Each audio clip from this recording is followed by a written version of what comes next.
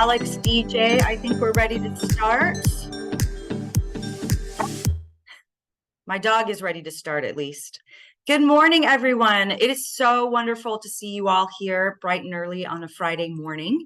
My name is Maria Karpiak. I'm a professor at Cal State Long Beach and honored to be serving as the president of the California Council on Gerontology and Geriatrics. Just a few announcements, and hopefully somebody who also is hosting can be letting people in because I'm seeing, great, that just worked. Just a few important messages before we jump into our panel discussion.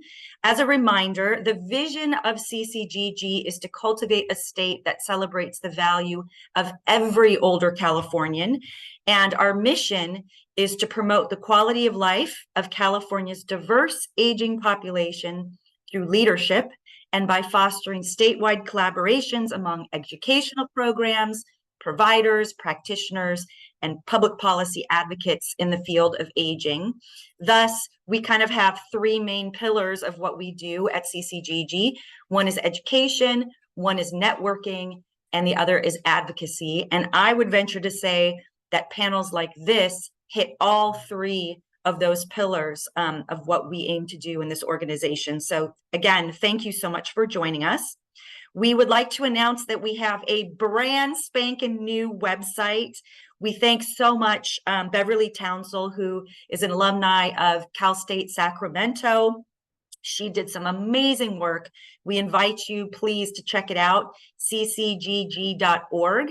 One of us will put that address in the chat box for you.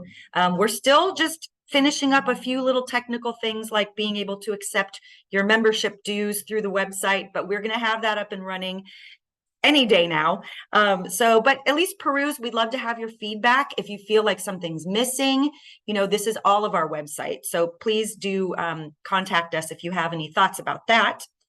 Our next event, so after you're so inspired by today's event, we want to invite you to our next CCGG Research Showcase. We do this every fall and spring. That will be on November 30th from 9 to 11 o'clock. We'll also put that into the chat box. We are accepting abstracts up until October. Oh, Donna just told me what date that was, and it already escaped my brain. October 13th, which is a Friday.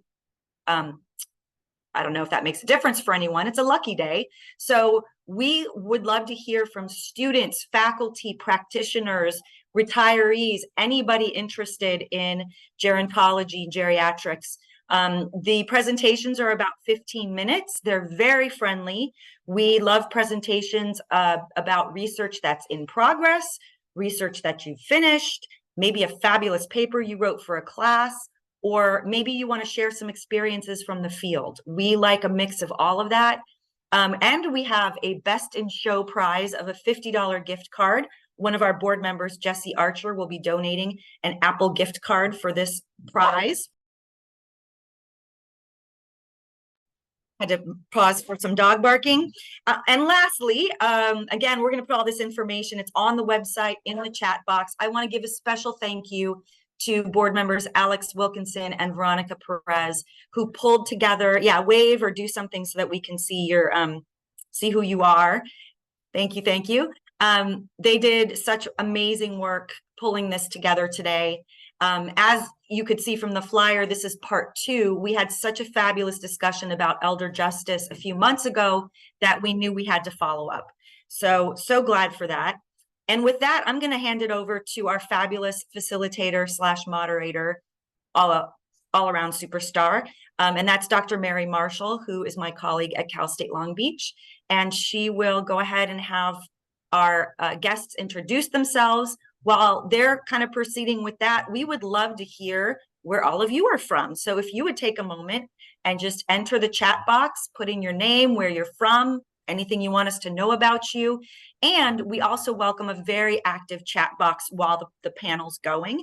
So it is not rude to, ooh and ah and ask questions and whatever thoughts are coming to mind. We want this to be interactive. So with that, again, thank you for joining us. Thank you, Alex and Veronica. And Mary, I hand it over to you. I think I'm actually going to take over Mary's going to be monitoring the chat for us, so thank you so much. It's like changing plans. We're flexible Changing here. plans, Thanks, yeah. Alex. My grandmother's doing well today, so I have the ability to step away. If you did not know, I am a caregiver for my grandmother who is now home on hospice, but it's a bittersweet moment. She's home. We're happy she's home. So just in case, I don't anticipate it, but if there is any kind of emergency, I'll be stepping away real quick. So I believe we're still waiting for one speaker. Is Marcus here? And Nora's here, but Nora keeps popping in and out. Good morning. Good morning. Are you here, Nora? Yes, so Marcus is having technical difficulties. If there is any dial-in number instead of joining the code for the Zoom, do you have a dial number Yes, for him we to do dial? have Okay, a dial-in number. Maria, can you put that in the chat since you found it for Jesse? thank you. Wonderful. It's not a meeting without technical difficulties, right? All right. Hello, everyone. Like Maria said, my name is Alex Wilkinson. I am a member at large here with CCGG, and Veronica Perez has been a wonderful help. We've been putting this meeting on together, so thank you so much.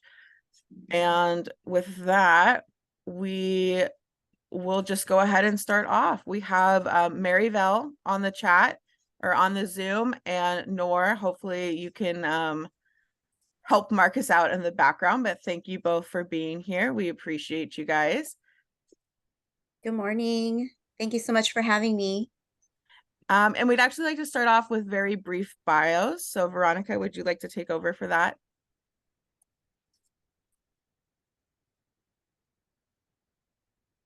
Thank you. It's been a little crazy morning on my end, but I am so thankful to have the banking industry represented. Our last meeting, we spoke about, how detrimental a financial setback for older adults can be. In severe cases, it causes a lot of physical and psychological trauma. And so I was happy that Noor and Marcus agreed to be on. So Noor has been working in the financial sector for over 10 years. She's responsible for over 100 financial professionals. She has a commitment to member engagement and customer experience. So I think that's one of the reasons I was so happy that they came on board. I'm sorry, there's someone at the door. So Noor, if I missed anything, please add. No, thank you so much for having me on the call. I'm looking forward to support and help based on true stories that we are seeing every day in the banking industry. Wonderful.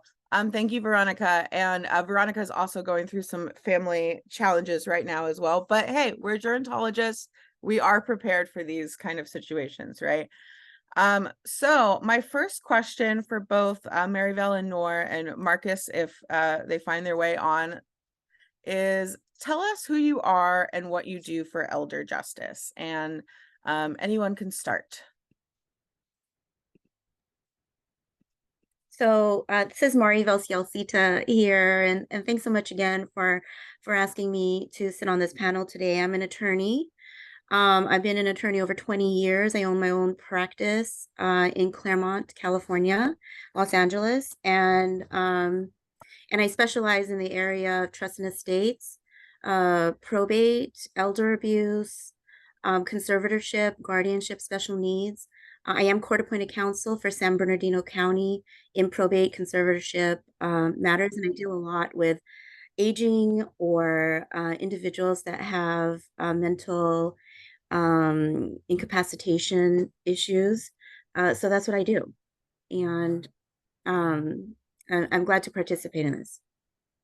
I was on the board a few years back, yeah.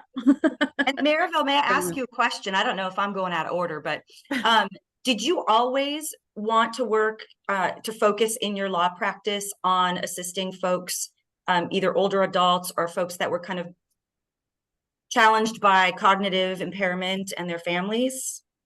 Yeah, I actually started my career in a civil litigation firm, and then it kind of morphed into me being a part of or heading up the estate division of this firm because we had a lot of companies and business owners that had estate issues.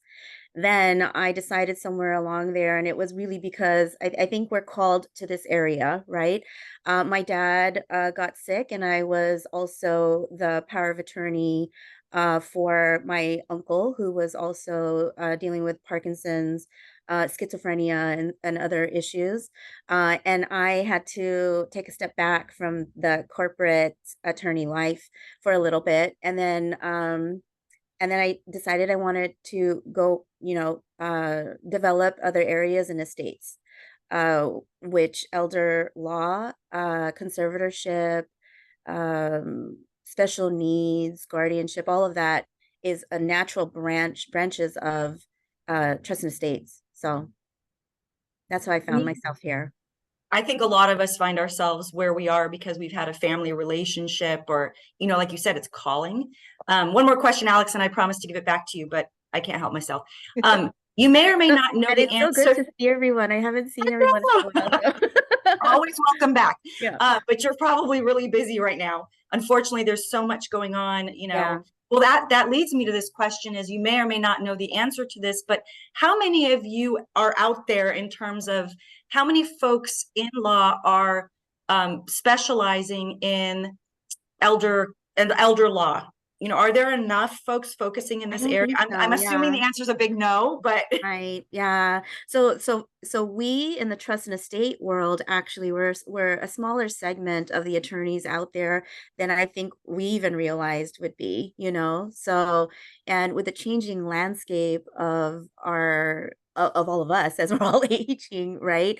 We're gonna soon find ourselves, and I know that you all know this, in which the aging senior population or aging population is going to be up here, and the younger population is going to be down here for the first time in history, I think. So, and even more so within the umbrella of trust and estates, people that for some reason specialize in this area is few and far between. I can probably name on my hand in LA County alone who deals with this. So, and then, a lot of us are also court appointed because of our background. So, we need a lot of help in this area. So, yeah. thank you. And Alex, in case you didn't see it, it sounds like Marcus was just able to join. So welcome, Marcus. We're glad you persevered despite the technical difficulties. Okay, Alex, I'm going to pass it back to you. Wonderful. Hooray. Marcus is here. Thank you so much, Maribel. What an amazing story. And thank you for doing some very needed work. Marcus, since you're just joining us, the question is, tell us a little bit about yourself and what you do for elder justice. Hi, good morning. How are you doing? Again, my name is Marcus Conley. I am born and raised here in Los Angeles, California. I have been a part of Wells Fargo for a better part of 10 years, and in the banking industry for close to 22 years. I have attended my undergraduate degrees in political science and communications from Cal Poly Pomona. Went on to get my MBA from Loyola Marymount University, and then a certificate of completion from the University of Penn for data analysis. Myself, my wife and my kids actually were coming up on our 6th wedding anniversary this weekend. So we're looking forward to that, having a little PTO, or next weekend rather, but having a little PTO coming up. So I'm looking forward to that. And basically what I'm a part of is really finding ways to make sure that we protect our clients and protect our customers that are independent of others or dependent upon others to make sure that their financial needs are met, but also protect their needs from those individuals that are scrupulous, those individuals who are looking to, take funds in a very poor way, leaving a lot of our customers in some cases destitute, depending on what communities they are part of. And really my role is to serve as an advocate for those clients of ours, to teach and coach my team to protect those clients of ours and make sure that we work within our guidelines and within procedures to make sure that we provide them with tools to prevent takeovers, prevent elder abuse, prevent dependent abuse, and then also if things do happen, provide remedies to help them get what they need during those times and things. So that's really what I do in my role here as a regional banking branch manager for Wells Fargo Bank in the Palos Verdes area. Wow, very impressive. Marcus, I will ask, why did you get into this field? What was your passion, your calling? So initially, it's interesting. My initial field was in communication broadcast, but as I got older, I realized I didn't want to really be away from my family because broadcast would have taken me different states, different parts of the world, and I was something I kind of wanted to stay close to home. So I come from a family of several bankers and attorneys. So I opted the banker route, not the law route, because I didn't want to, I mean, even though I went to school a lot, I didn't want to go to school as much as the attorneys in my family did. And when I ended up in banking, I didn't intend on being in banking more than a couple of years. It was just an opportunity for me to acquire a paycheck every 2 weeks, good benefits and things of that sort. But after a while, you start working with clients and then you start seeing how you can really make a difference in the lives of the customers. I began to get more engaged and more involved in, wow, there's a lot of things I can do to help customers. And as I moved up in position, I found a way to where I could actually help our other employees. I can help coach them to find ways to help customers and things of that sort. And it was really one event that happened back in, I want to say it was 2008 or 2009, where we had some fraud on a customer's account, an elder customer's account. And the amount of heartache, because it was their savings account. The fraud scheme really, kind of pretty much made it destitute. This was a widow as well. Had no kids, lost her son to a tragic car accident years before. So it was just her. So to lose her life savings, not have her husband anymore, not have her child, it really was an invested interest. And from that point on, I started realizing this is probably happening more often than I know or I see. And when I became a manager, because I started be able to coach different employees, I was able to find out, wow, this is happening more than just this one person. So from that time, I want to say it was 08, 09, right around that time, is when I really become more invested in identifying what can we do, one, to prevent and protect our customers from elder abuse or dependent customers from abuse, and what I could do, my role that I can to share, again, with the assistance of our company and assistance of my peers and assistance of my team. Wow, what an amazing story. Thank you so much for sharing that, Marcus. Absolutely. I'm sure, like many of us in this room, right, we had a calling to this field, and this field is so vast in as far as disciplines that you can study gerontology from. I'm very thankful that we have somebody in the banking industry looking out for the older adult community. Absolutely. Nor, I know Veronica said a little bit about you, but would you like to take the spotlight and share a little bit more? Absolutely. So good morning, and my name is Noor Fields, and I work with Marcus. I've been with Wells Fargo for 15 years. I have 14 branches in LA, Wilmington, Palos Verdes, Carson, Harbor City, Redondo Beach, and Torrance. I have about 150 employees. Been in this country for 15 years too. I met my husband in Iraq during the war, and we moved here. I have BA degree in software engineering, but when I moved to the States, one of the things that was a culture shock for me, everything is banking, everything depends on the credit, buying a house, starting a career. So I start getting obsessed with credit and how can I improve mine and my husband credit. My neighbor was a branch manager for Wells Fargo Bank. So she recruited me, and 15 years I'm here with Wells Fargo. So blessed to have the job. I have one son, he's 14 years old, and my husband is a veteran, and he's a COVID survivor as well. So a lot of great things that taught me to be strong and taught me to be humble, to support the community and help my team members as well. Wonderful. Thank you so much for sharing. And same question as Marcus and Maryville. What was your calling to this field?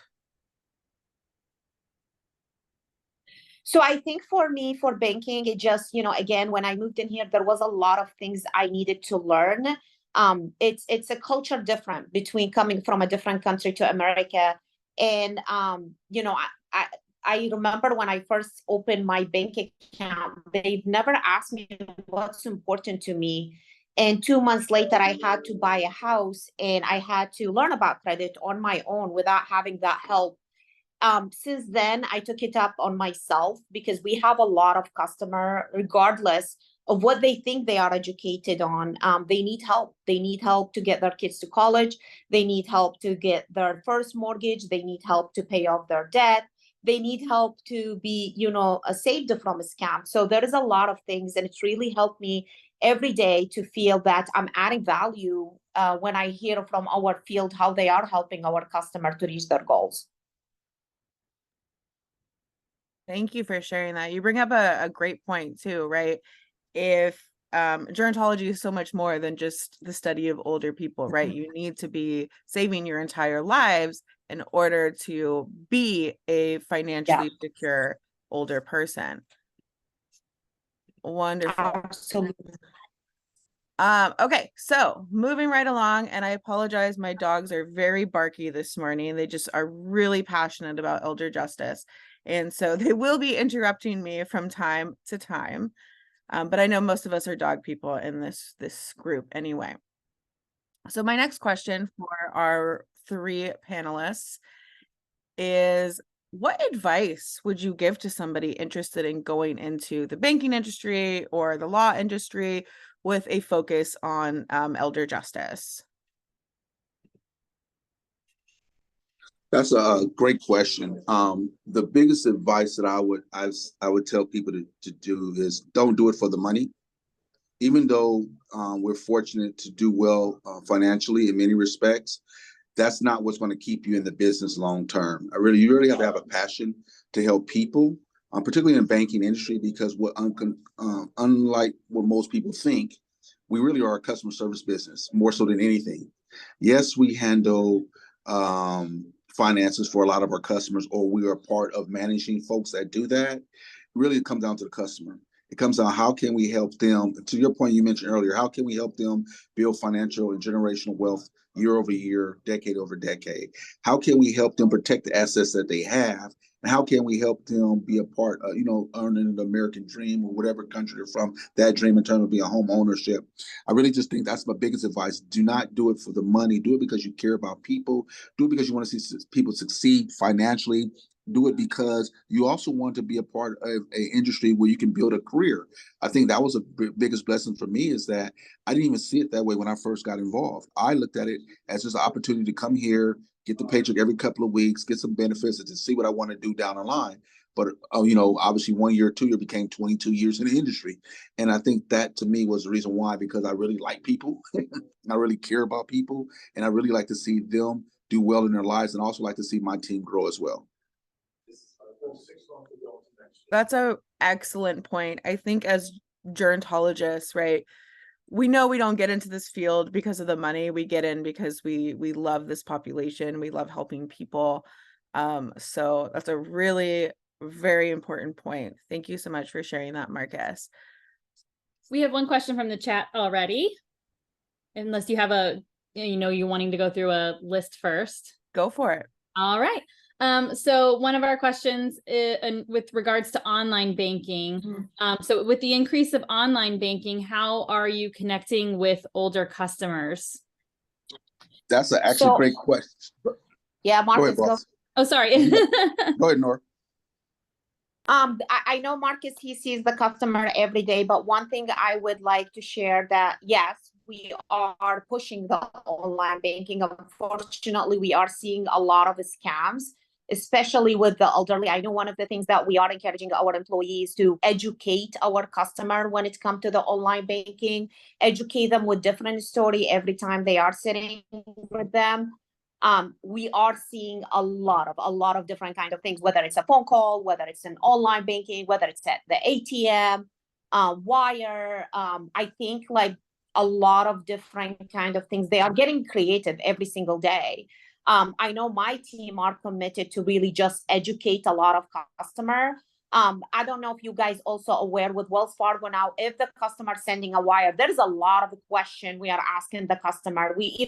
There is a specific question, are you sure this is not a scam?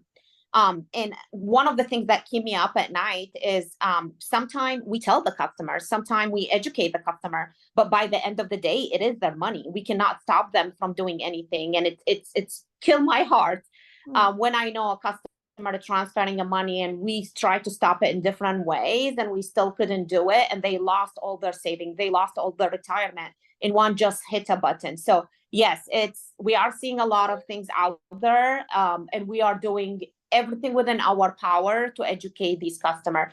Marcus, anything you would like? Yeah, absolutely. I know for us, one of the things, to Nora's point, we're very big on the education piece with online banking. And initially, and I'm in a community that is full of a lot of our elder customers. So I have predominantly elder customers in my community. But one of the things that we really educate them on is how fraud can often be prevented utilizing the online banking. Online banking, just something as simple as text alerts, makes a huge difference, and you can identify what's going in and out of your account or what's been attempted to go in and out of your current account. And what we do with our team and what our team throughout amongst our district is we just share some of the stories that we've seen and how online banking has prevented fraud. I know it's always easy to go over ways in which fraud has occurred, and we can share those horrific stories. But what we've learned is that when we share how fraud can be prevented, a lot of our customers are more adept to actually learning more about it. And I think the biggest thing is around education piece. We find out that oftentimes it's very simple. It's not online banking is not as difficult as a lot of folks think it is. So I think that's the first thing, is helping them overcome their apprehension of technology. I always use the phrase, when the ATMs came out about 38, 40 years ago, nobody really wanted to use the ATMs. They were afraid because it was a machine. But now more than 62% of a lot of our transactions are done either through ATMs or mobile devices or online banking. So again, when we're able to really identify the importance of mobile and online banking, a lot of our customers are able to really do it. And I always use the analogy too around the self-checkers at the grocery store. They still have the cashiers to help you out, but oftentimes you want more efficiency, be able to manage your grocers and want to manage your time more effectively. You can always use a self-checkout. So I always use those analogies, and just making sure that we share the benefits of how online banking can protect the accounts, more so than letting them know the horrific things that do happen to accounts. That is really great advice. It's really interesting to look at technology as both a terrible thing and a wonderful thing at the same time, right? We do have Maryville. I would love to know what advice you would give to anybody interested in going into elder law. Oh, it's so interesting because what Marcus said, don't focus on the money, is always something that I've thought is extremely important, especially in the law, because quite frankly, you can get lost in the actual law in what I do. But if I could add something, it would be, if you want to go into elder law somehow, and if you are seeking to be an attorney per se, then I would go out there and just get the experience. It's always different in actual practice. So you definitely want to know that this is something that you're not only investing your time and resources and money into, but you're changing the lives of all of those that you love truly by going into the law. And you have to, I think, love and be passionate about what you're doing. This area of law, fortunately, people that go into this area of law, usually that's how they find this area of law.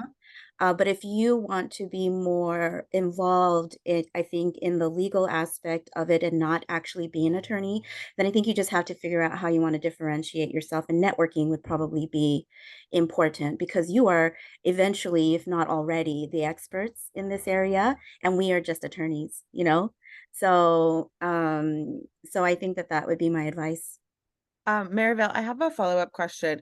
And you might not even know the answer to this, but do people generally get a general law degree and then specialize, or are there programs Yes. specifically for elder law? Yeah, everyone has to pass the bar of Okay. whatever jurisdiction you're in. So you have to know a lot about everything in order to pass the bar. And then from there, people usually will. Some people will know before that what they're interested in. Some people won't.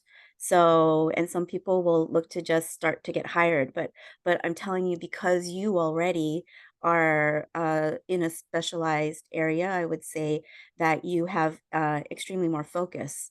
You know, I don't know if there, when I was in law school over 20 years ago, I don't know that there was any elder law per se. It's not one of the required courses for what we call L1Ls. You know, I don't even remember the name for us at the first year law students stage. So L1Ls, it's not one of the foundational required, you know, contracts, property torts. So I don't, and I don't know now if there are special programs out there within the JD program that allows for that, or maybe in the LLM programs. I'm not sure. But definitely, you know, what you're doing already, masters and PhDs and such, it would just add so much to the legal knowledge that we have. All right. Well, hopefully it is a specialization now, right? Thank you so much for sharing that. Mary, you have a question? Yes, I have some questions. So first I have two questions from the chat. First, I'm gonna direct the one to Maribel, since you're kind of already on a roll with talking about the law, and then we'll jump back to some banking. So first somebody in the chat was wondering, how can students without a law degree yet get some experience kind of learning a little bit more about this? Is there any opportunities for that? Yeah, actually, I'm actually reading right now in the chat. Do I do internships as paralegal work attorney?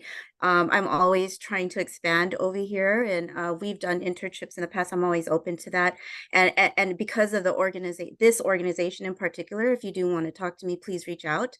I would love to discuss that. What else? What other question were you asking me? I'm That sorry. was the only the law one. So Mhm. I think There are also organizations out there that you can get involved in. I know there's a lot of different justice programs, things that you can go into to do an internship to see if you want to further yourself in this area.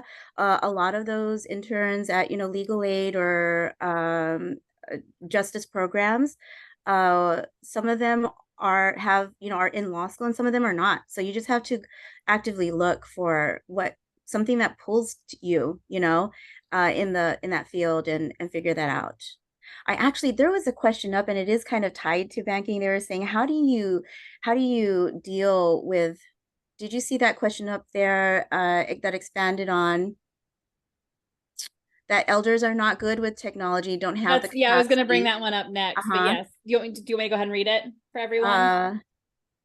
It says, question, as a social work major, we are learning more and more about fraud towards the elderly. While online banking seems like a good way for elderly people to manage their own money, what happens if they are not good with technology and don't have the capacity to go in person? How can they be assisted? So I actually want to take this further back even than banking, just at looking at the scope of what we do in the legal field. Hopefully we are giving our clients enough direction in their estate plan as well, and to create documents that are now digital asset friendly, to give permissions or not, whether if their agents can do certain things for them online. Now, it's not always gonna, like power of attorneys for financial matters that include different types of access to different types of digital assets, which is going to be online banking, their crypto accounts, whatever it is, or their social media accounts, things like that. So we talk about that in that phase of the actual planning. We are in constant contact with our clients, bankers, CPAs. It's really a team, right? And we lay the foundation as far as who has access to what. And then on the other end, for example, in Noor's instance and Marcus at the bank, they would be asking for these types of documents as far as and requiring them, especially in person. But online, I would say, yes, of course. I think that there is more opportunity maybe to unfortunately pretend that you're someone when you're not. And we just have to be more involved, I think, in who are the parties in their lives actually. Because a lot of the times when they are still able to go to the banks or whatnot, they're not going alone. They're going with a trusted child or someone. And we just have to, I think, make sure that I know with the rise of AI, they say that, it's going to take over everything, but that in-person attention, I think is everything. So it starts way before even we're on the online portals, and it is what it is. Sometimes things will get through, sometimes not, but it's good to see that there are systems in place, and I'm sure that they're constantly changing as to how do we capture these things? How do we capture when someone does log on, who's never been online before in an account? How do we, in the fraud departments, how is it alerted? And how do we pay attention to them? I always tell my clients, because they come in and they say, oh, now my banker's asking this and that. And then I'm like, that's for your protection. And I'm happy to, sometimes they'll require a letter from me. Sometimes they'll, want to speak to me or whatnot. But there are safeguards in place out there, whether we know it or not. So yeah, I don't know if Marcus or Noor want to chime in on that. No, I think you hit the nail on the head. I think a lot of it is around preventative. When you are able to come to the branch, especially here, a lot of our customers come with their adult children, and part of the process is to help educate. What I've learned and is just really around the apprehension. Identify why are the customers apprehensive, and a lot of it is just they just don't know the technology. But when you're here with your kids prior, it becomes easier. However, for those who are not able to come to the bank, we have a separate customer line strictly for online banking and mobile banking that's available to customers around the clock, and they can always contact them, and they will take the time to walk them through each and every step. They're skilled to even let them know why, or we do what we do, or even recommend certain particular things to do on their online banking, and that's available to them all the time. So again, they can still set up online banking. They can still set up mobile banking from home or at work or wherever. That doesn't even require them to come to the bank, because again, obviously for those who can't come to the branch, it'll be too late to come in with their adult kids. But we also, to the same point too, just make sure that if they have any other questions, they can always contact their banker as well over the phone. So there's a few avenues available to customers that does not necessarily require them to come into the branch, that will help them be a part of protecting their accounts and protecting their assets from the mobile or the online computers or what have you, without having to come to the branch. Again, we always recommend it because it's easier, but if not, we do have tools in place for them as well. The only thing I will add to Mark's comment, we do also have a fraud department where they check if there is any transaction that we're not familiar with. They immediately stop it and call these customer. I know there's a lot of conversation about the online banking and the scam, but based on what we are seeing in LA, people are getting creative with the scams. I'm dealing with 2 cases where customer mailed their checks, somebody took over the check, they wash out the name, they cash at Bank of America. So it's not just the online banking, it's a lot of different kind of things. And I did see someone who asked, does the bank help the customer to return their money? Absolutely. We do everything within our power to help the customer, but by the end of the day, it is their money. We cannot stop them. I can decline the wire if I feel like there is a lot of things happen, but the customer will get creative to get this wire out. I believe like 3 weeks ago, we had a wire of 150,000, and I know someone is clearing that customer account. And I insist I'm not going to send that wire. Then the customer came back. He's like, well, I'm going to open another account and I'm going to transfer that money to my account. Would you allow me to do that? And I cannot stop him. So that money is going to that account. And I don't know if that bank will allow it or not. So again, it depends on that individual who's approving, who's asking a question. As far as Zelle, as far as wire, these money, if it goes, is not going to come back because the customer authorizing these transaction. Even if you guys use the Zelle, it does ask you, are you 100% sure this money is going to X?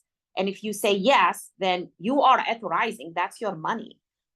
It's by the end of the day, it's the people who surrounding us, how we are getting educated. And there is a lot of things. We are doing everything within our power, within, if the customer walking in, I know my teller, my bankers, everyone is talking to the customer. Everyone is taking the time to educate the customer. If you go on wellsfargo.com, there is a whole section about different kind of scam and how can you avoid it. And we are discussing that with our customer as well, just to make sure they are aware. But they are getting creative every single day with different kind of method, regardless of the age, I will say.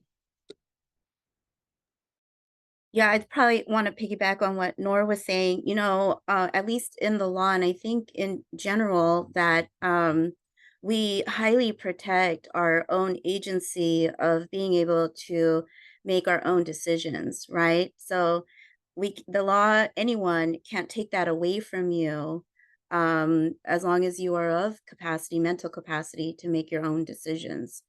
And even in that regard, when we see that individuals sometimes have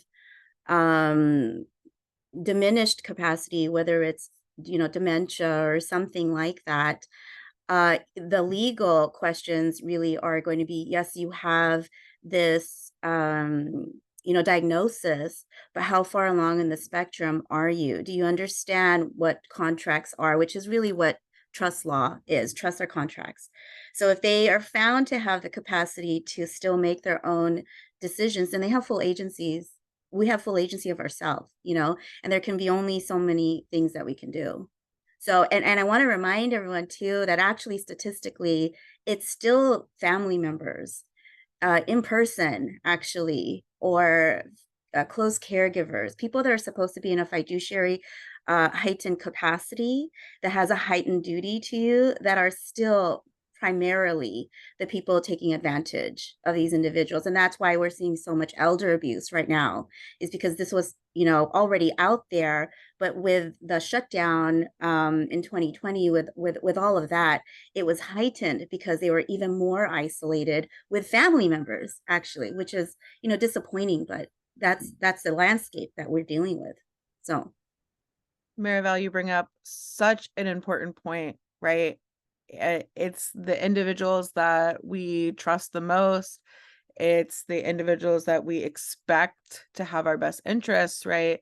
Can sometimes be the ones taking advantage. And that's a really important concept for our guests that are in the banking industry.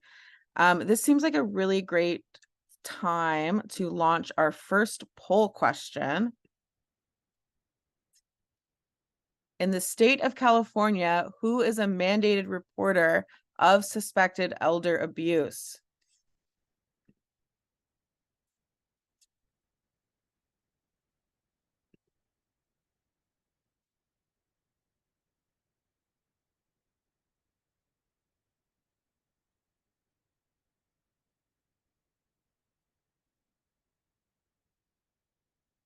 We need some music for this. Do, do, do, do, do, do.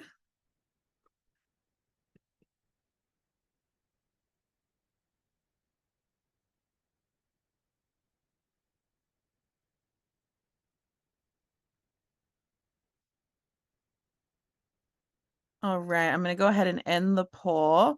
The answer is all of the above.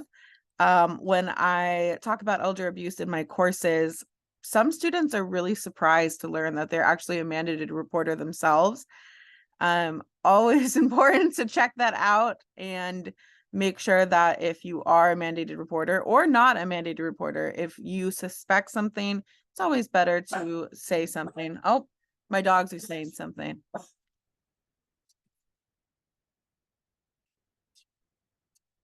So I would love Actually, just to add, this is one of the questions that we ask our employees during every single visit. How long do you have to file the elderly abuse? When do you file it?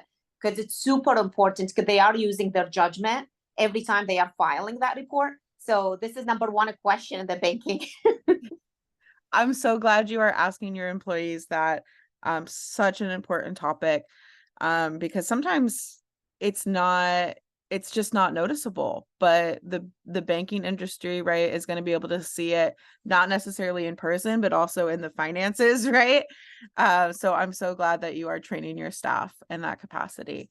I would love to just jump off of what Maryville said and talk a little bit more about reporting, and if there is a situation, right, how do you guys handle that?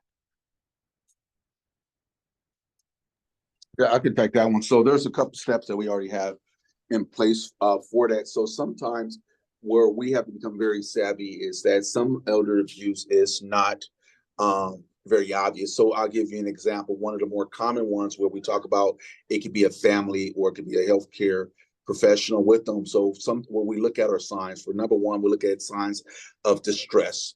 Does this particular customer have some type of stress around on their face, or their body language very fidgety or what have you?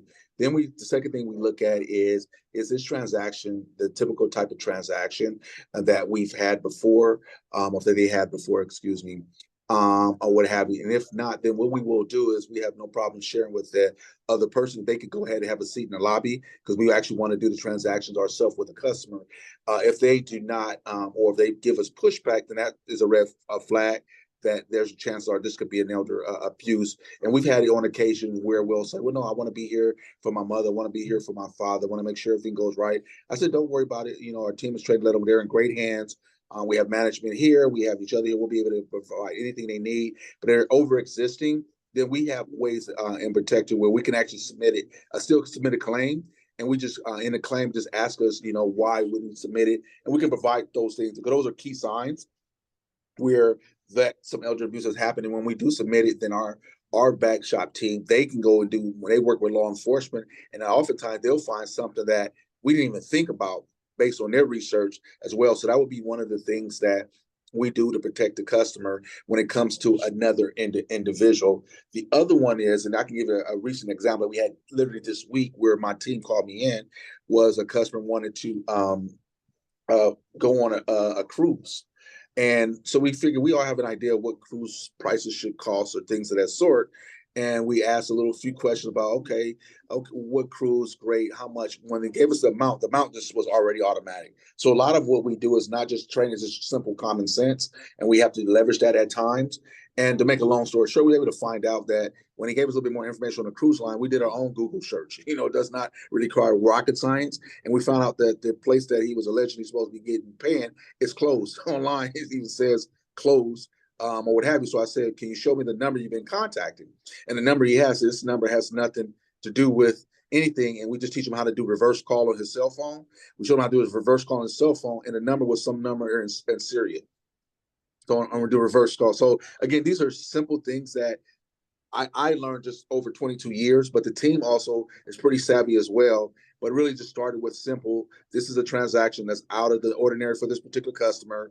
Based on the story that he says, the story doesn't make any sense, or what have you. So those are some ways that we really protect customers. One, if there is another party involved, that's a family member or a relative or somebody close, or other ways we can do it to help prevent them. And it kind of goes to the point that Nora mentioned earlier, especially when it comes to wires. Wires is the biggest type of fraud that's going out there, and we will pound them on terms of that. And then at the end of the day, if they don't feel comfortable, they'll come to me and I'll make the decision. I'll just say, we're not going to do it. And here's the reason why. We don't just tell them we're not going to do it. Well, here's the reason why. We tell them about how it protects their account, and we can then share some stories about what we've seen. So yeah, those are ways we are able to protect them over the counter with another individual, over the counter based on unusual transaction, and then again with wire transfers. Oh my Sounds like you're kind of goodness. answering Dr. Karpiak's question, Maria's question. Did you note if there was any training, like specific training? I know you mentioned a lot of like experience, just having those years of experience, but is there any training, or do you think there needs to be more training? No. So it's interesting. So we get annual training every year at the beginning of the year, and then we get quarterly training every quarter, and we get monthly training. So we have training. We probably every month we get about probably anywhere from 40 to 100 questions a month through our training and our resources, and then we have other training. And then our boss, Nora, who's my boss, she has her own set of training. So the company requires annual, quarterly, monthly, and then our district managers, they have their own based off of trends. So we have 4 different trainings that we have where we can actually go to a procedure and say, hey, this is what is expected of us. This is how we can identify A, B, and C. So yeah, we have that. Then the experience really comes in for me. Fortunately for me, I have a branch that has very senior employees. I have employees who've been with banking for 40 years, 30 years, 20 years, or what have you. And we have a lot of that in our district. But no, to answer that question, no. Wells Fargo mandatory annual, quarterly, and monthly training for every single employee. And it's not just in branch banking, it's every employee in every sector of the firm. Oh my goodness, that's beautiful, beautiful news. I would love to launch this next poll question. And the question is, 1 in blank cases of financial abuse are reported.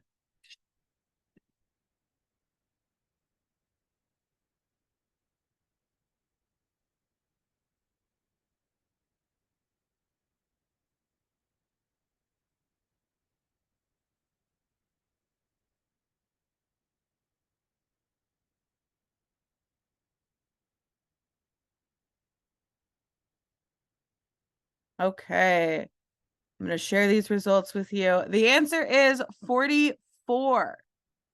1 in 44. So I am very thankful that Wells Fargo is doing so much to train their employees. Hopefully other banking industry competitors will also step up and make sure that they are taking care of our older adults resources. Woo. You know what's interesting? That question was actually one question we had in a recent training 2 months ago. It was that exact question. What percentage of actual elder abuse have been reported? And that's actually the same results we have. So I'm laughing because I'm like, it's the exact question we had. So it tells you how we're aligned as well. Wow. I'm really glad. I'm really, really like hopeful with Wells Fargo's training. We got to make sure that people use Wells Fargo, right? All right. Wonderful. Thank you so much for sharing that information. I have a lot of questions from the chat. So let me know if you want to throw in one of those or if you have let's throw in one of those. Thank you. Okay, so just switching a little bit. I don't think that this has been discussed yet. For Maribel to discuss a little bit about working with public guardians and conservators. Did we get to that? Not yet. Okay. What was the question? So we wanted to know a little bit more about your role working with public guardians and conservators, and maybe kind of just letting people know what a conservator or a public guardian is first. Sure. So in my private practice, clients will, or potential clients will ask me or make appointments because in dealing with conservatorship, because maybe, for example, their parents have a diagnosis, or they've just been diagnosed themselves, but it's very early stages of dementia or some sort of Alzheimer's or something else dealing with their cognitive abilities. And I will represent them in that stage of, if they don't have an estate plan already, and depending on how far along their mental incapacitation is, unfortunately, then we have to go to court and ask for what we call a conservatorship. And a conservatorship allows someone else then to act for you in certain instances of your person, you physically, where you live, your medical issues, things like that, communications with doctors and facilities and nurses and such, and then of your estate. And your estate really is just, your monetary assets, your real estate property, all of that, your portfolio. If I am court appointed, and the court also does appoint me as a court appointed counsel, or what we call a guardian ad litem, the judge then at that point will assign me as either a counsel for an individual whose, for example, children or someone is asking to be conservator. I represent the conservatee to go in and make sure that they're represented, to do an assessment, to work with the doctors on a capacity declarations or tests with the neurologist to see exactly where their understanding is, and where they are in their diagnosis, and what kind of assistance they need, if any, what kind of assistance. So that's what we do in that capacity. People always ask me what's the difference between a court-appointed counsel and a guardian ad litem. The guardian ad litem actually is the eyes and ears of the court and the judge, in which we have probably access, overreaching access, without having to subpoena records of all parties' evidence. So, and we make do place recommendations or give recommendations to the court as to should there be a conservatorship or not, under what conditions, and what, just because people have a diagnosis doesn't mean that they don't understand what's going on around them and how they want to feel and where they want to be, So it's we make recommendations based on that. So it's hard work, you know. But it's, I will say, the most fulfilling work that I do because of what we do. So I would say, in order to not be in these situations, people need to think about what their estate plan looks like, or what their wishes are preventatively, like Marcus was saying, very early on, I think way before all of this. And if you do, then we can craft plans in which you are making choices to as to what you want done and how you want to be treated and how you want your assets to be treated in these situations, if unfortunately we are ever in them, or our loved ones. So Thank you so much for sharing.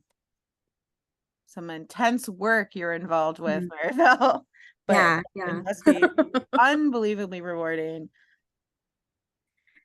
Yeah, sometimes you have to, and I think back, and since you actually asked the question about mandated reporters, I've been sitting here thinking about that, because I mean, we're absolutely all mandated reporters, but it's so tricky when you're an attorney, who's sitting in front of you. So I've been in my role now for over 20 years, and I think I've at least internally, my office at least, we're pretty good now at noticing the little things. And that really is, you're never going to be able to take that away from us humans, right? If you're, and this is so not law, but if you trust your instincts and you get really good at trusting that your gut, and you're doing what you feel is very good work, then I have no problem saying, I really need you to leave my office, because and if you continue to try to come here against you're not my client. Sometimes I'll tell to the kids or whatnot, which are adults, by the way, right? I will report this. I will go to Adult Protective Services. I will do what I need to do, because this is why your parents hired me, So yeah, it's very tricky sometimes, but we take what we do seriously. So, Well, I didn't even think about that, right? Being in law, what is, protected, what is not. It must be a really complicated sea to swim through. While we're talking about mandated reporting, I know sometimes the person that's being abused might even be hesitant and not want something reported. Have either or any of you guys run into a situation like that, and how did you handle it? Do you just, because you're a mandated reporter, have to report it anyway? What kind of conversations do you have? Can you say that again? Yeah, sometimes the person being abused does not want a situation reported for whatever reason, whether it's they're not going to take care of me then, what am I going to do, or I don't want to cause problems. Has that ever occurred in your... Well, again, it depends on where they are cognitively. It always will go back to that question for legal purposes, at least, and I actually have this all the time happen. So I have clients that have full capacity. They're coming in maybe twice in a row to make changes one way or another, and I'm asking them, what's going on? And I only am meeting with that client. I don't want to meet with any of the children. And I will tell everyone, if they show up, you need to leave. And this is actually for everyone's benefit. So, and they actually appreciate that, because there's always, good children out there. There's always that one that doesn't appreciate it, but overall they understand that this is what my office does. So I'm going to meet with my client. And then I have clients that in confidence say, I know that this is wrong. I know my daughter's doing this and but I don't want anything done about that. So then that's where my conflict is this is my client, and that probably is going on or might happen in the future if it hasn't happened already. And what do I do? So I just make sure as an attorney that I know my client's case in and out. We take extremely good notes in my office, just in case we're ever called as witnesses or whatnot. But if they have, again, it goes back to the question, if they have full agency and these are their choices, then I just need to make sure that my client understands what safeguards can we actually practically put in your documents right now that won't actually come to fruition until you're gone from this earth, but will help your family deal with this. So sometimes we'll prorate an interest of a beneficiary, and we'll let them know in the estate plan why it's being prorated, because you've already received your share, or whatever it is. So we try to be creative as far as what we do in-house. Now, in terms of actual abuse, financial abuse that we find or whatnot, we go to court. And that's the tool that we have as attorneys. So we will take it to court and handle it in that regard. Wow, thank you so much for sharing that. Mm-hmm. Marcus and Noor, I have the same question for you guys. If you do encounter a situation, but the individual does not want any action taken, what does your wonderful training book suggest? Yeah, we still take action. It's not, we don't even have to disclose it to them. We still take action because that's part of our responsibility to protect the customer. And sometimes it's protect the customer from what they may not know, what they may not be aware of. All we are required to do is to, one, we submit the paperwork, or not the paperwork, but the electronic work. We again, we have to be very thorough in why we identify that. Then we have another team that is outside of the branch banking that reviews these, and then they, if necessary, work with law enforcement to make the visit. And we've had it before to where we've had customers return to the branch and they say, hey, why did I get the LA County Sheriff's, my place regarding, ask me questions about my account regarding about certain people there. And then we always let them know is that you just need to contact the sheriffs because once it goes to them, they will give the information there. We don't provide that information because one, it may not even been our branch that did it. It could have been another branch. It could have even been another bank that provided that information. But yeah, we get every once in a while customers like, no, I know everything is fine. It doesn't matter. It's the same like certain other type of reporting we have when it comes to monetary instruments. We were filed regardless if the customer knows or not. That's our responsibility as a servicer in this respect, that we do have to file it. Because again, it's designed to protect the customer. And if there's nothing there, then there's nothing there. Case is closed. But what we often find out that there's usually something there and something that's a catastrophic on the horizon, is our responsibility to thwart it as best we could. That's amazing. Thank you for sharing that. I think it's so important to remember that if you suspect something and say something and you're wrong, that's better than not saying anything at all. Thank you so much for sharing that, Marcus. All right, I'm going to jump in with some questions from the chat from earlier, and I don't think these have been addressed, but just let me know if I missed us, talking about it already. But just thinking about with older adults, we often have some more issues with hearing or vision impairment, or even ability to like my father-in-law had a stroke, and so his signature looks different now than it used to, and he has a really hard time matching his old signature, so they had to get like a new signature on file. So what kind of supports do you have for anything like that, fingerprinting in lieu of signatures, like for both, just accommodating older adults but safety, and this can be for anybody in banking or whatever role you work with older adults? So we have parameters in place for that. That's governed by the American Disabilities Act. So there's many different ways that we can still help customers who may, in this case, signatures. Oftentimes we know that as we get older, our signatures tend to be a little bit different. And in this case, it was an actual medical condition with a stroke. So we understand that as well. But there's a series of questions that we can ask. For a lot of our customers, one of the good things to a lot of branches, and this is not unique to Wells Fargo, but to many other firms as well, is that customers frequent the same branches. So team gets to know customers really, really well. So that also plays a huge role in how we are able to still service customers around those particular things there. But again, if it's a customer, let's say we don't know specifically, the signature might be off. Signature is just one thing. We have risk evaluation programming in all of our computers. And again, I worked at JP Morgan Chase for a decade as a branch manager also, and it's the same stuff. There's a series of questions that we can ask. There's a series of tools that we have available to us that doesn't even require us to ask questions. We can actually look at patterns or what have you. And then we have the actual system itself. The system is very intelligent in terms of how it can identify a number of things. So with if the signature is one of the things, there's a number of questions we can ask. There's a number of risk evaluation tools we have available for us. There's a number of additional tools we have available to make sure that we are protecting the customer's assets. And then again, there are some rare cases where we will have to decline the transaction or the interaction with the platform to protect the customer. And then what we find out oftentimes is that maybe they come back another day and they're able to be clear, because we don't know. Maybe that was just a bad day. And we've had that before where they even come and apologize. I'm sorry, I just was out of it this day. And they will tell her, I appreciate you not moving forward.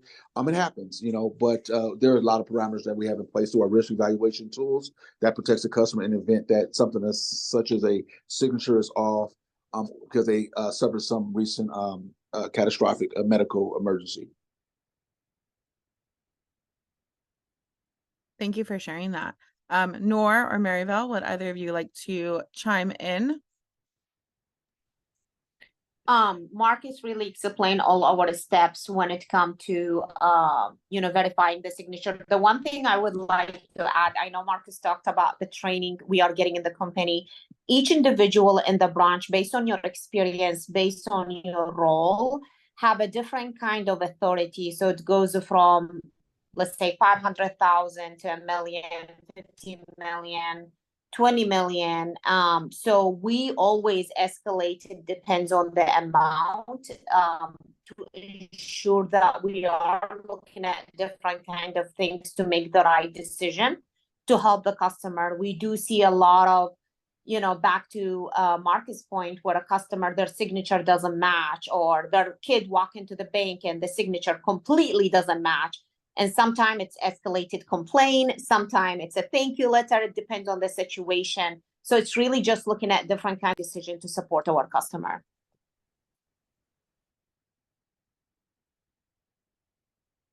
Yeah, I think you need to repeat the question for me. I think if it's based on what steps we have in place to assist individuals. Yeah, like vision, hearing, any other accommodations that you might have more with older adults, cognitive, anything. And how we deal with that yeah, just like what kinds of issues are there? What do you do when you're working with older adults in those ways? And I don't have my vendor list on me, but we have a list of these organizations that we use for, I have clients that can't hear, or translation is always a big thing in the law, especially when we're dealing with contracts. They have to be certified. So we have a list of certified interpreters that we can use. But it will always go back to, at least for what we do in trust and estates, is, are we able to get wet signatures, original signatures? That's where we always start and require, and then we work backwards from there. If someone can only do X, then there's actual legal requirements for things like that. If people are going to sign with an X, then we need certain witnesses. And so we just follow, what we're told to do as far as, in order to make sure that these documents are standalone documents, proven documents until not proven, void or voidable for whatever reason. So, yeah.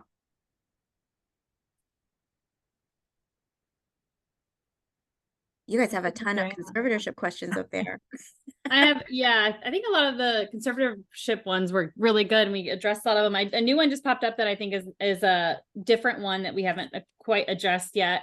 How do we assist older adults who've experienced injustice in the past regarding their physical and mental health, especially if the abuse comes from a close family member?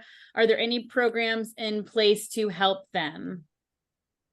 I guess support after knowing there's kind of been some injustice or abuse. Anybody know of anything? Yeah, I actually sit on the board. I'm the chair of the board for this organization, and I'm not, advocating, or I'm just like, discussion purposes of this organization called Aging Next. And they have a ton of different types of programs for aging individuals, program for, a virtual village, to reintroduce them to proven, vetted handyman people, meal programs, things like that.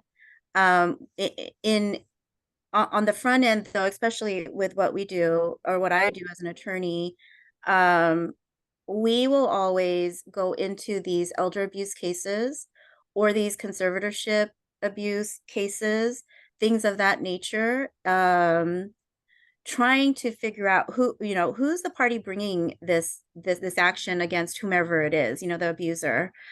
Is it going to be another child, who's taking a stand for the family against maybe another family member? Is it a facility that we're working with because of certain issues? Is it a bank that we're teaming up with because we know that there's some financial elder abuse going on?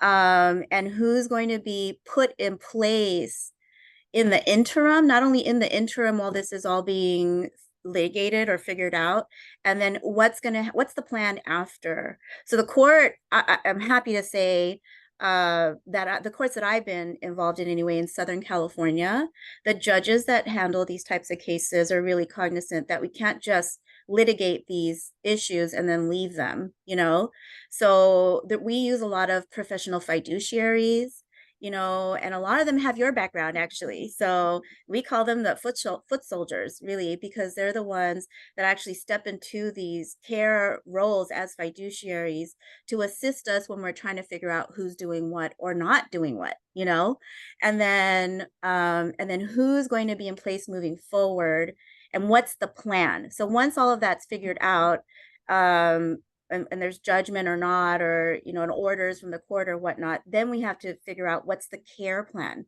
that's actually what we call it in the probate conservatorship legal world, is what's that plan moving forward for them physically, for their living situation, and then who's going to be taking care of finances. And once we have these things in court in front of a judge, the court requires that we come back yearly in order to account to the court as to what we've done, who's been in charge, what's their accounting, what's the numbers, and they're to the penny once we're in these situations. So that's how we deal with them. That's a great question. Yeah. I mean, there's so much we could just talk about this actually. So I'm going to stop. And I know there's lots of resources to support older adults in this situation. Most likely after the report has been made, Adult Protective Services is stepping in. So they're going to help handle some of the resources and support systems to hopefully make sure that everybody in the party is okay and brought to justice if needed. But it's a matter of getting them in front of us, right? So I don't know how much everyone knows about the new care court system that's starting to be implemented, and they're taking, I think, 5 different districts right now. Riverside is one of them, so it's very close to home. And this sprung out of the Britney Spears cases. I'm just gonna say it, right? There is a difference between being actually mentally ill and having cognitive decline. So there's a difference. I don't have to explain that to this room, right? But we're always constantly explaining that to our colleagues and other people that deal with mental incapacitation, decline, or illness.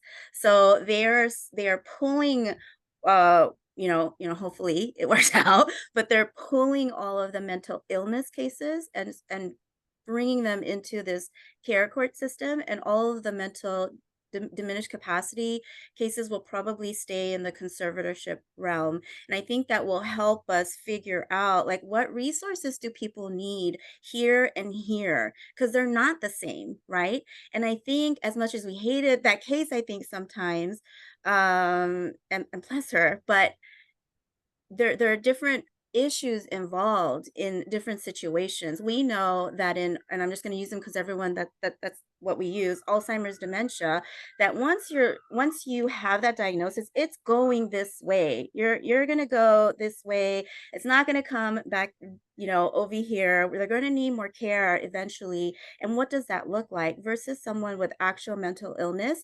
management, and, all of that. And they also lump a lot of things in there, which actually it could be kind of sifted through better. But I think this is one of the first steps for us as a general public in the legal field to actually figure out what do we need and what are the resources that we need in order to truly help people. So they're really hoping that this care court helps with the homelessness issue, because a lot of them are just, unfortunately either have diminished capacity or mental illness. So, so those are the things that are happening right now. And we Thanks need for all of sharing. you to figure Yeah. out what you want to do and all of that, because we truly need some experts in there. Some current events. I've always known that gerontology is the study of everything, and now gerontology is the study of Britney Spears. So thank you. Yeah. Thank you for connecting them for me. Mary, are there any more questions in the chat that Yeah, so these were from earlier, so let me know if you guys feel like you answered. It was a little bit, two questions that were kind of a little bit more related to the mandated reporting. And so some issues with like if employees are being told to make a report to their supervisor instead of directly to the state, is that allowable, or should employees always be kind of going above their supervisor? Is there any issues there? And then someone commented as well that if you make a report, you should follow up on it to make sure that it was that everything happened so that things aren't kind of being buried by maybe a supervisor that doesn't want to get in trouble. So if anybody can talk about anything like that they know. And then someone else asked about, is withholding information about a client's options considered, an abuse that's reportable? Maybe like a healthcare professional, social worker, anyone, just kind of withholding information from older adults. Is that considered like a reportable abuse? So the report doesn't go to the supervisor. The report is independent. It goes, we have a system online that it gets submitted. And the supervisor doesn't even have to know about it. This is a report that's based on the findings from that particular customer. The supervisor doesn't even aid in what to write or what have you. They can, oftentimes the team will bring it to the supervisor's attention, but it's not required. The report is a total separate report. The supervisor doesn't make the decision. Now, if the supervisor is the one that actually observed it, then he or she is the one responsible for the reporting. But the reporting is everybody in the branch, even a teller, even if we have partners in the branch that are for financial services, or they're from mortgages, or they're from business, they also have the same access. So no, we don't. It doesn't get reported straight to the supervisor. It gets supported through our system online. It goes directly to our Wells Fargo elder abuse team. And that's a whole different department. It's probably located somewhere in Minneapolis that handles all of those, and they reroute it or what have you. From that point, we don't get involved because that's another sector that handles that case. And again, oftentimes we do find out from the client that actually comes back to the branches and are asking questions or what have you. But no, that doesn't go to the supervisor. That gets submitted and separately, independently. Again, some supervisors may know about it. Some people do not. Most will let them know so they are aware of the situation in case something does get comes back to the branch, and they may need the supervisor involved. But to do the report, no, it's not reported to the supervisor. It's reported strictly to our elder financial abuse independent abuse department. That's wonderful to know. Maribel, would you like to chime in there? I actually was reading this last question, which I think is really important, as to if you are in a position again, like, if you're in a position where you sense that there might be or witnessing elder abuse, that you're sensing that that's what you're seeing. Maria did put in there that you can call Adult Protective Services, make an anonymous report, request a wellness check. Again, she did say cognitive capacity. However, they can, again, if they are cognitively aware, they can decline any assistance. I've had people call my office in every capacity as a caregiver or in a professional capacity with their client.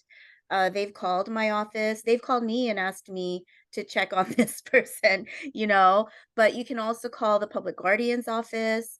there's resources available, and that really is what's required of you. And the first step, I really, unfortunately think of documenting it, because sometimes it's going to be several times before something actually happens, unfortunately.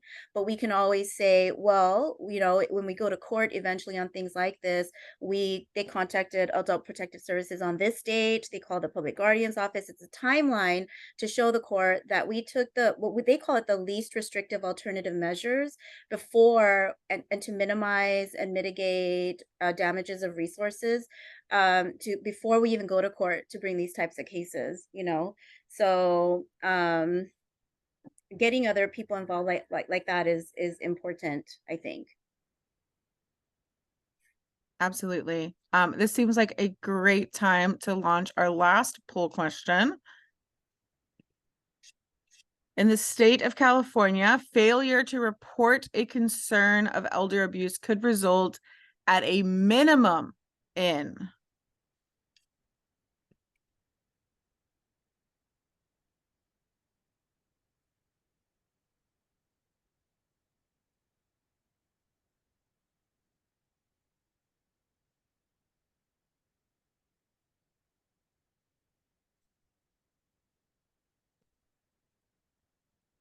do, do, do, do, do, do, do, do.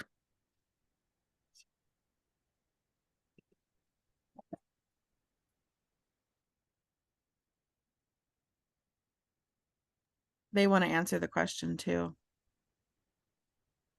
Finn, Philip, shush. All right. So the answer is 6 months in jail and a fine of $1,000 at a minimum. So if you do suspect something, say something. All right. Mary, do we have any other questions in the chat before we move on to our final question? I don't think so. I think I got everything was addressed. If anyone felt like their question wasn't, please type it again. I'll watch the chat. Everything goes so fast. We have a very engaged crowd. Speak now, or and again, thank you so much for monitoring that chat. So one of my final question, well, actually I have two final questions. What in your industry would you like to see a change in? Is there any part of your industry that you would like some type of change to occur in?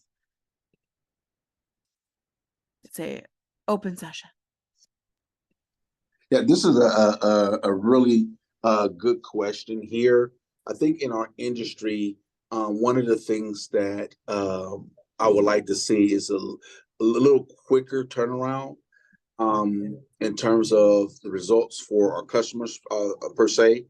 Unfortunately, there's so many parts that's involved in these type of cases, but really a quicker resolution, I should say, when it comes to really identifying, let's start with the fraud. Is the fraud, or are you able to identify, is it actual confirmed fraud? What steps we have in place to reimburse customer funding, if that's the case, or what have you, or just that part would be a thing I would like to see better. But in terms of the actual elder financial abuse, that one, the resolution for that would be something that I would like to see a little bit quicker too, because that one does involve more than just a bank or more than just attorney's paperwork. That involves the state courts, that involves law enforcement. So I would probably say more than anything, just a faster resolution for those that are affected by either the elder abuse or affected by fraudulent activity. What a wonderful answer, right? We wish everything could be, solved instantly, right? We just need more people and more resources. I think for attorneys in general, I would like to see more educational courses for attorneys. We do a lot of what we call our mandated required MCLE courses, but they're so focused on the law sometimes. I think that attorneys, especially in this area in particular, need education on the underlying issues. So the reason why we're here in the first place, or the differences, like I said, between a cognitive decline and actual mental illness, or courses in gerontology, or a majority, including myself, never went to school for that, So I think that that's so important for, I think, the attorneys and the judges, especially that are, trying these cases and delivering judgments and orders around and case law regarding these issues, very important issues that foundationally and educationally, I don't think we have the background for. So yeah, that's what I would like to see. I'm all for more gerontology education for everybody. Yeah, yeah. I have a question from the chat that wasn't addressed yet. I don't know if you had anybody else wanted to comment on the last question first, or do you want me to start? Okay. It was a question about conservatorship. It's a tongue twister. The person, Christina, wanted to know, that this person is basically handling everything.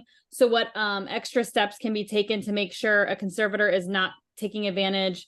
I know we talked about it a little bit, but like, are there constant check-ins? How do you kind of make sure that the both people are kind of, working together, not the conservator? Yeah. So I know people have seen, and I can't remember the movies or things and that you've seen out there regarding conservatorship abuse, but in reality, when we are in a conservatorship, the court is extremely involved, actually.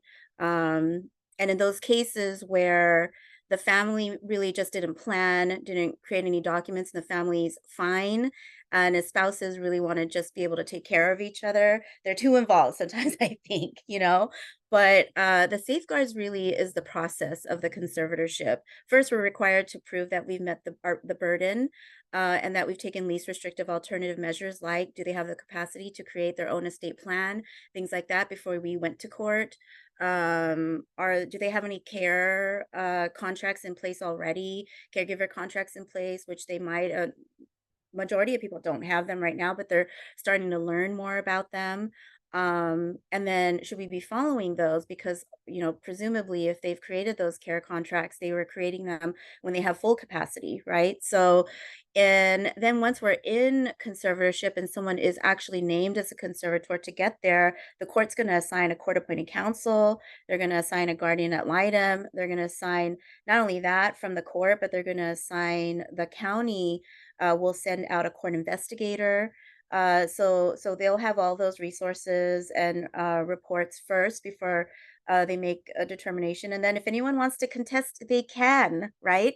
So at that point, we're in litigation as to which sibling wants to assist or facility or whatnot, right?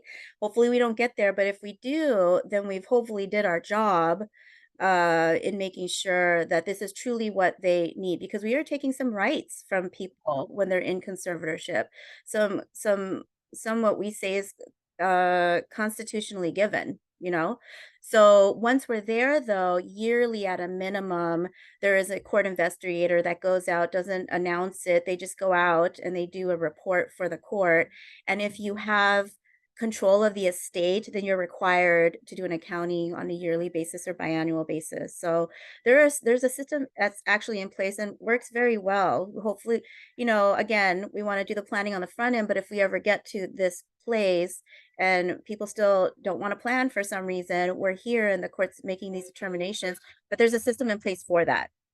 These judges don't want to be on fire, and they're human. So they make sure that people are held accountable for the fiduciary status that they now hold and responsibilities. Thank goodness for that. Thank you for sharing that, Maribel. Okay, so I would love to move on to one of the last questions, as long as there's nothing else in the chat.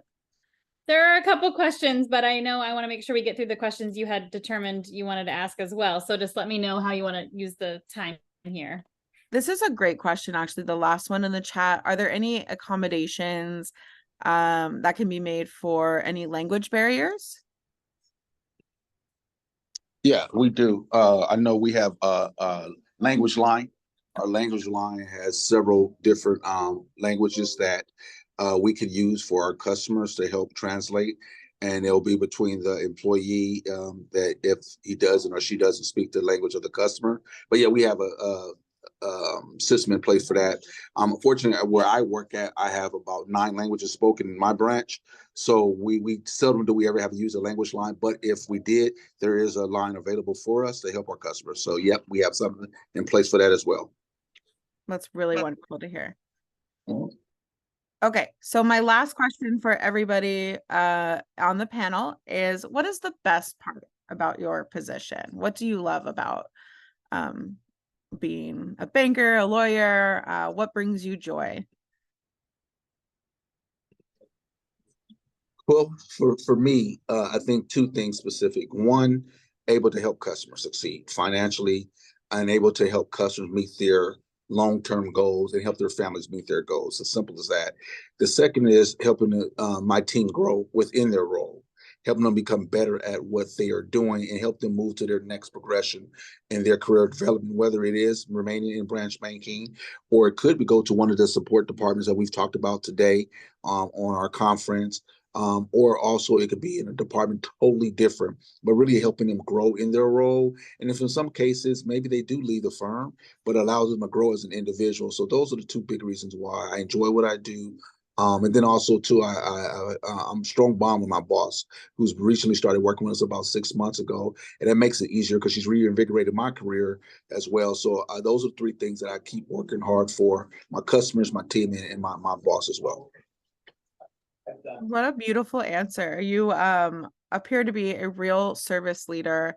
That is wonderful to hear. I'm sure you are a fabulous person to work with, Marcus. Nora, I appreciate that. Nora Maryville, the question is, what is the best part of your position? What brings you joy? For me, it's the peace of mind that I can give my clients, whether they realize it or not, even, you know. So yeah, that's just everything. I think not just for my clients, but it's going to be whether they know it or not for their children and their grandchildren, and so there's nothing like that actually. Oh, that's really nice to hear. Nora, would you like to add? So for me, it's really, again, it's the value that we are adding to every single transaction, to every single customer walk into my branch. And I tell my employees every day, have 5 sticky notes and challenge yourself. How did you help your customer, whether getting their kids to college, buying their home, saving for something they want, or just educate them with something? And I think that bringing joy when I see the comment that we are receiving every day from our customer on how the employee helped them. The other piece is my employee themselves, helping them reaching their dream, whether it's development or their professional or personal dream. I think this is another thing that we celebrate that make me feel like I accomplished something. That's bring joy to my heart and make me feel good about my job and about myself. What wonderful words. It's always nice to end a meeting with words of joy, right? So with that, unless there's anything else anybody would like to add, I am going to put an evaluation in the chat. If you have some time, we'd love to get your feedback. And Alex, so many of the topics that came up and some of the themes that continuously came up, just looking at the kinds of questions you were asking, I've already kind of put together the next panel ideas, and I have people Elder in mind. Justice Part 3. Yes, Elder Justice Part 3, exactly. But I think we definitely need to talk with somebody from the Public Guardian's office who can speak more about conservatorships, as well as the fiduciary folks that Maribel was talking about. And then also, what was the third one? I have it in the chat, I'll remember. But so many, that's when you know it's been an amazing conversation, is when okay, what's the next step? What's the next step? So this audience has just been inspiring, on it. Such great participation. And panelists, you are doing the work, the boots on the ground work. And hopefully you've given the students in the audience some things to think about in terms of future career directions. So we hope that you will stay in touch with us. And students, you know, if there have been little sparks that you want to continue these conversations, please reach out to us. Donna has put her information in the chat box. I've put my information in the chat box. If you didn't want to talk to one of us specifically, we can direct you to the person that you really wanted to touch base with. So thank you all so much.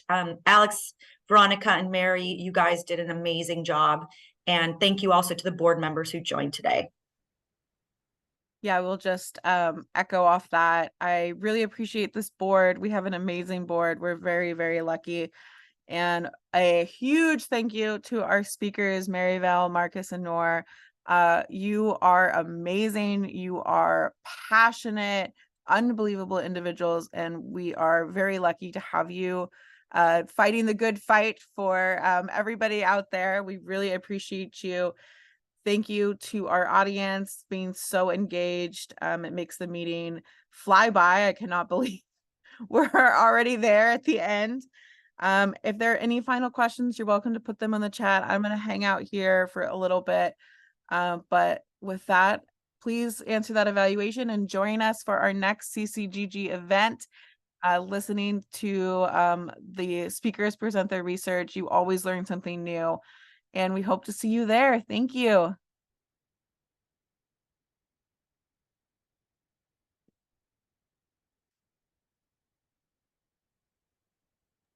Alex, maybe we can take the recording, stop the recording for now, just in case anybody has additional questions or wants to chat off. Record.